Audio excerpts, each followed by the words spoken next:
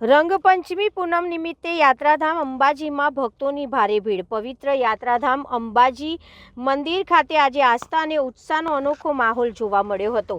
હોળી ધૂળેટી બાદ આવતી રંગપંચમી અને પૂનમ એક જ દિવસે હોવાથી વહેલી સવારથી જ ભક્તોનું મહેરામણ ઉમટી પડ્યું હતું। ગુજરાત સહિત અન્ય રાજ્યોમાંથી લાખોની સંખ્યામાં પદયાત્રી અને દર્શનાર્થીઓ માં અંબાના દર્શનાર્થે પહોંચ્યા હતા।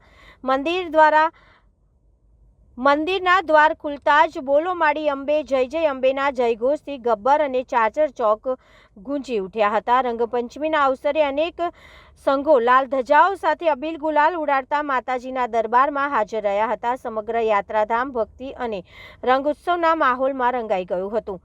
ભક્તોની ભારે ભીડને ધ્યાનમાં રાખીને મંદિર ટ્રસ્ટ અને પોલીસ પ્રશાસન દ્વારા સુરક્ષા તથા દર્શન માટે વિશેષ વ્યવસ્થા ગોઠવવામાં આવી હતી। રેલિંગ અને હોલ્ડિંગ એરિયામાં ભક્તોની લાંબી કતારો જોવા મળી હતી।